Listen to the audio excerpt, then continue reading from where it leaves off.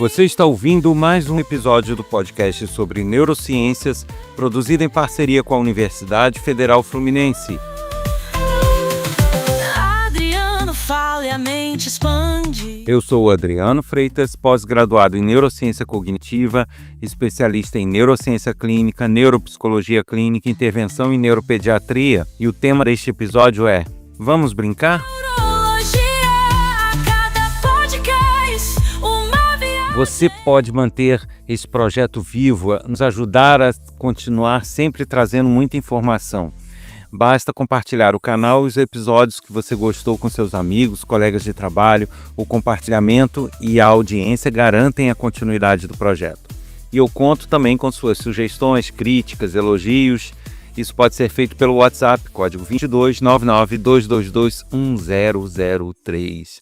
E se você chegou agora, está há pouco tempo ouvindo esse podcast, pode se programar para ouvir todos. Já são mais de 300 episódios. É muita informação bacana e a gente não repete tema. Então tem muita novidade, muita coisa legal para você ouvir ainda. E por fim, que tal nos seguir nas redes sociais? Neurociência.af, TikTok, Instagram, Facebook e Quora. Adriano Freitas no comando, descobrindo os segredos é o plano. Neurônios dançam em sinfonia, as sinapses brilham, pura energia. Cada ideia é um clarão no escuro. Muita gente acha que brincar é só uma diversão, que a gente brinca para passar o tempo, brinca para se divertir, para rir um bocado, e é só isso, nada mais. Só que não. A neurociência já mostra que as brincadeiras, os jogos, são ferramentas poderosíssimas para o desenvolvimento do cérebro. E a gente fala em desenvolvimento, se pensa logo em criança, né? Para a criança que está desenvolvendo, para estimular. Mas não. Hoje a gente sabe que o desenvolvimento do cérebro ocorre o tempo todo. Por mais que a gente já seja adulto, o cérebro está sempre se moldando, sempre adquirindo novas experiências, sempre fortalecendo conexões neuronais. Então, essas brincadeiras ajudam a estimular inclusive os adultos, inclusive pessoas que já estão amadurecidas, a ter decisões melhores, a ter um processamento neuronal, um processamento cerebral mais eficiente. Então a brincadeira realmente é uma ferramenta fantástica para todas as idades, e em especial aquelas pessoas que estão em fase de decréscimo cognitivo, ou pela idade, ou por estar no princípio de demência. Isso também pode ajudar muito a retardar, a prolongar esses efeitos. Então vamos entender um pouquinho como se dá esse procedimento neste episódio. Então vamos começar entendendo na infância, né? O brincar não é perda de tempo, principalmente na infância. Na infância é um aprendizado, né? Quando uma criança corre, pula ou finge ser um super-herói, inventa mundos imaginários e fica imerso naquela brincadeira, o cérebro está em plena atividade. Ele está sendo estimulado ali em várias áreas, em várias atividades, várias regiões, o que é muito bom. Os jogos, eles vão estimular ali, no caso das crianças, áreas ligadas à coordenação motora, que estão em pleno desenvolvimento, áreas ligadas à linguagem, à atenção, memória de trabalho, que para o cérebro é como se fosse um bloco de rascunho ali, um bloco de anotações, né?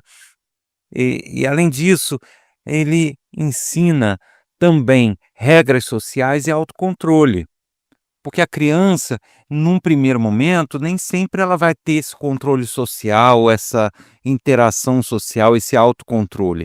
Ela às vezes tem reações impulsivas e tudo, e essas brincadeiras fazem com que ela comece a ter essa percepção do social, dos limites, de ter que se controlar em certas situações. Ou seja, é um enorme exercício para amadurecimento dessas capacidades.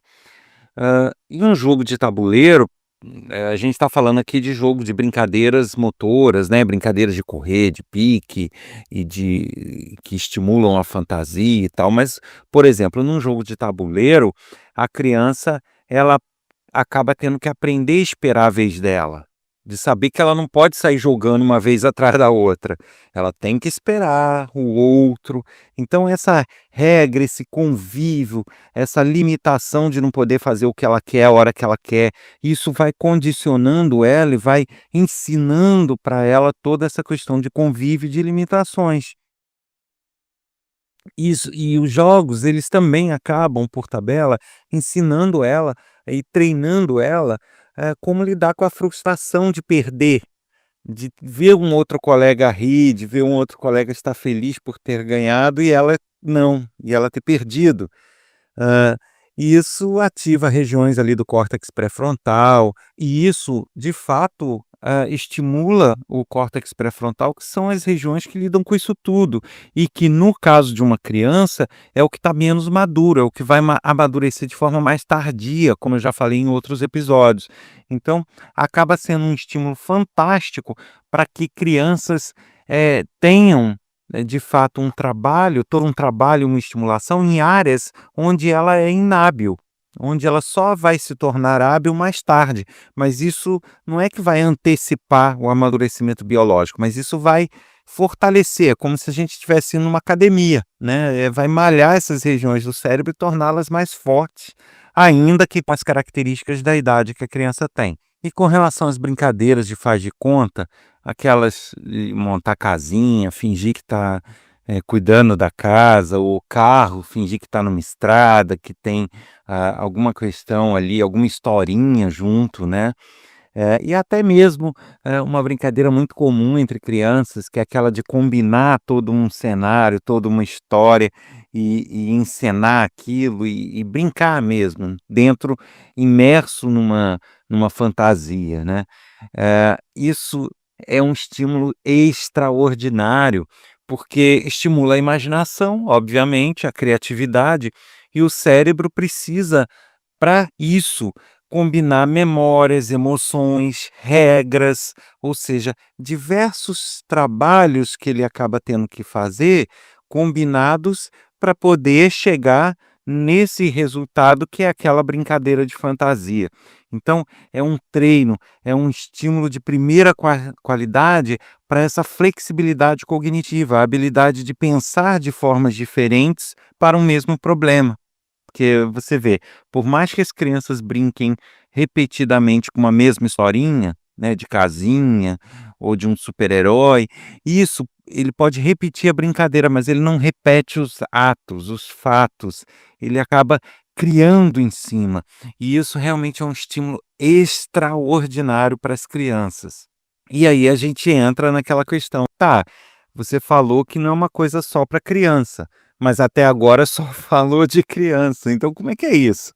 Não, de fato não é só para criança. Eu comecei falando de criança, que é o senso comum, mas, essas brincadeiras, elas continuam sendo alimento para o cérebro, então não importa a idade, é fantástico que se mantenha essas brincadeiras.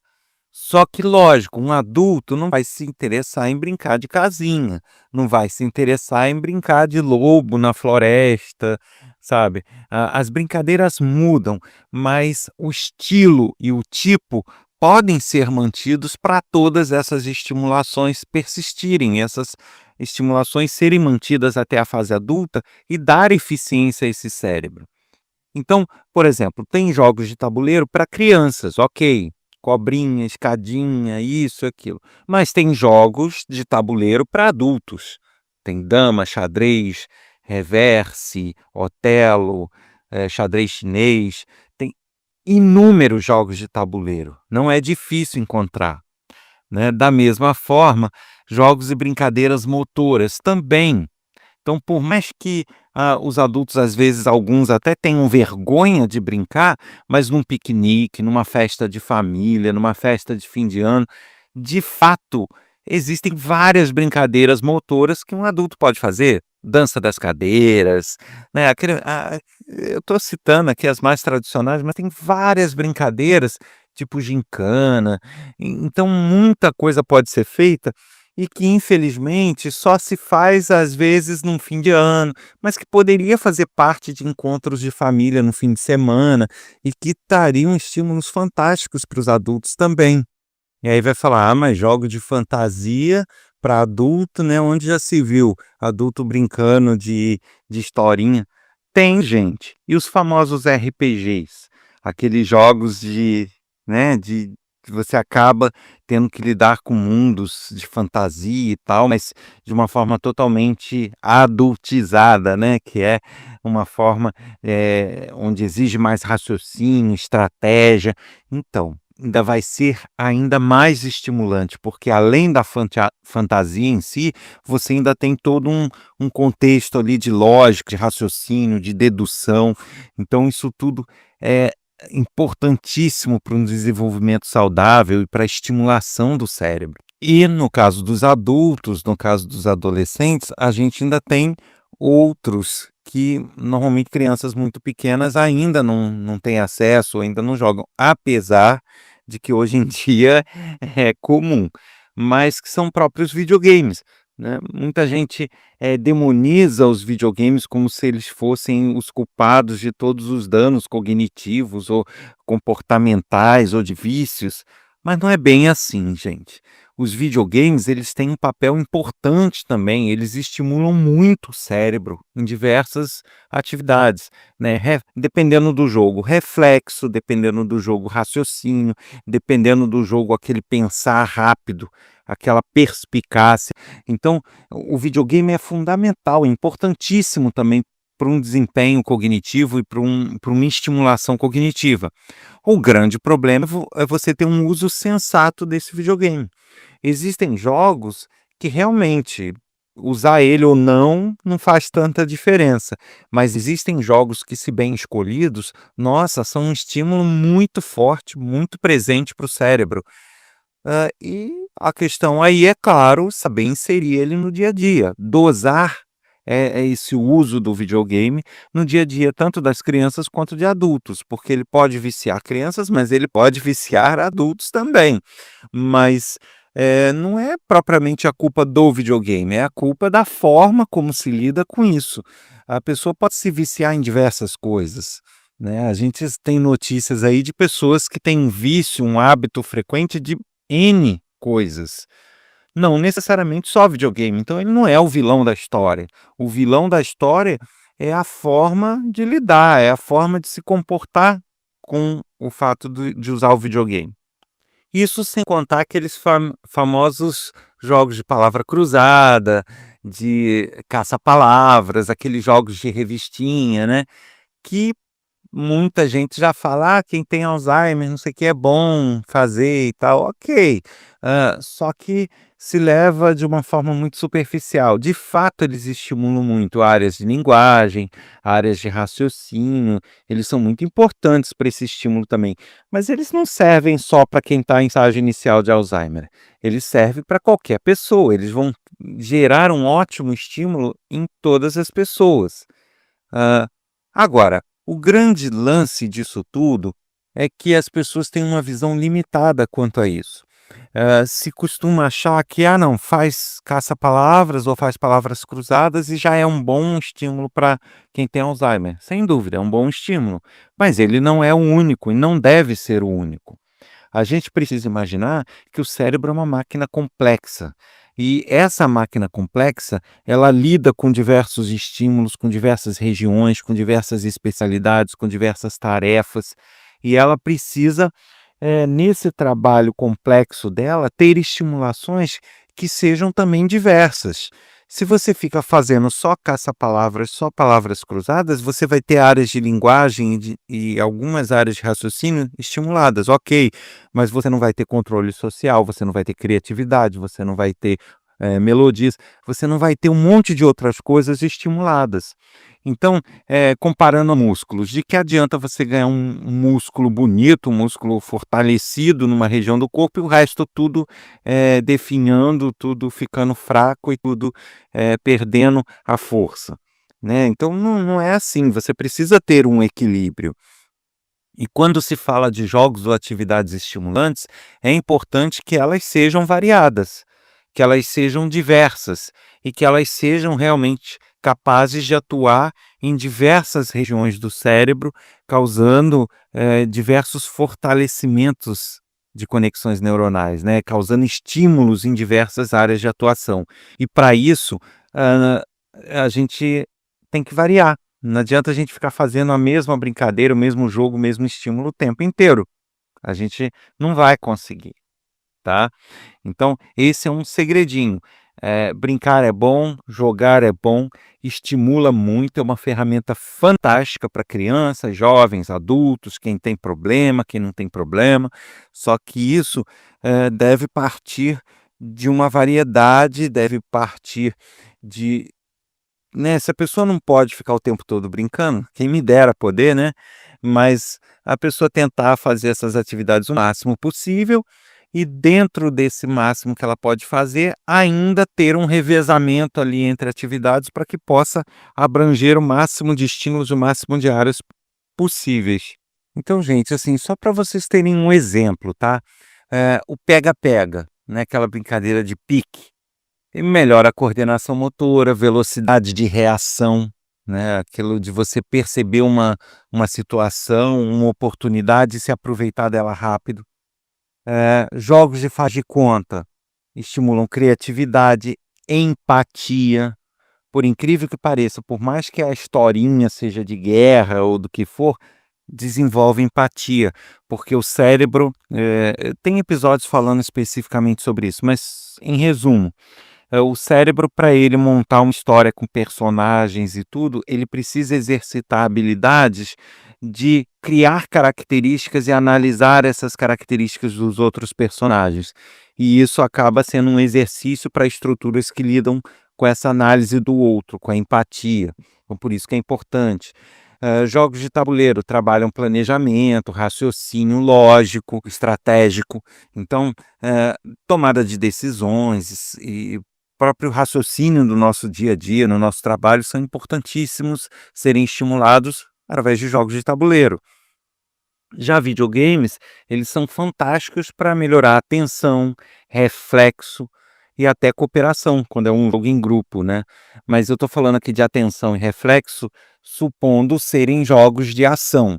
Mas tem videogames, principalmente os videogames modernos, que têm jogos de estratégia também fantásticos, então vale a pena. E somado a isso tudo, tem a questão social que eu já falei, né? A gente não pode esquecer do aspecto social. E isso vai valer para criança, jovem e adulto também, porque tem adulto que cresceu sem muita interação social, cresceu mais isolado, cresceu sem ter aquele hábito de ter a turminha, né? Então, ele cresceu de uma forma não tão estimulante no tocante à interação social. Então, você participar de jogos e atividades, isso acaba estimulando essa interação, porque o jogo acaba sendo uma tarefa gostosa, principalmente se for algo que a pessoa venha a gostar, né? Um jogo de cartas, um jogo de tabuleiro, isso acaba fazendo com que a pessoa, né, vá se sentindo bem, se sentindo legal, contente de estar desenvolvendo aquela atividade e interagindo com os outros, ou seja, acaba sendo um exercício de interação social. E isso para as crianças, como eu já falei, é importantíssimo essa interação, justamente nesse sentido, né, da criança já crescer lidando bem com as outras pessoas, sabendo dos seus limites. Então isso é muito importante. Inclusive, a leitura emocional dos outros, né, você perceber se o outro está chateado, se não está, se o outro está preocupado, se o outro está mentindo para ganhar o jogo ou não. Então esse tipo de situação realmente fortalece o vínculo social e são fatores até da proteção da saúde mental, né, nessa lida com as outras pessoas. Então, resumindo essa história toda, a gente precisa entender que brincar é muito mais do que passar tempo, né? É construir, proteger o cérebro, exercitar o cérebro. Na infância é a base para o desenvolvimento emocional, cognitivo, então as crianças não devem ser privadas de uma boa brincadeira, uma brincadeira saudável, né? E na vida adulta é uma forma de manter a mente afiada, de você combater o declínio cognitivo, que se não vier por causa do Alzheimer, tomara que não venha para ninguém, mas acaba vindo por questões da idade, né? Que a idade traz esse declínio. Então, na vida adulta é uma forma de manter essa mente afiada, de retardar o envelhecimento cerebral. Então, da próxima vez que alguém disser assim, vamos brincar, vamos jogar um jogo, e ao invés de você pensar, é coisa de criança, pense direitinho. Brincar é coisa de cérebro, né? É coisa de exercitar, de estimular e de se sentir bem. E se ninguém te convidar, convide os outros. A mente é um labirinto sem fim. Em ondas cerebrais eu mergulho assim. Adriano Freitas no comando. Você ouviu mais um episódio do podcast sobre neurociências, produzido em parceria com a Universidade Federal Fluminense. Eu sou o Adriano Freitas, pós-graduado em Neurociência Cognitiva, especialista em Neurociência Clínica, Neuropsicologia Clínica, Intervenção e Neuropediatria. Neste episódio eu falei sobre brincadeiras. Que tal compartilhar o episódio, o canal, com pessoas que você gosta, com seus amigos? Isso vai garantir a continuidade do projeto. E escreva pra gente com suas dúvidas, críticas, sugestões. Faça isso através do WhatsApp 22 99 222 1003. Te aguardo aqui no próximo episódio. Até lá!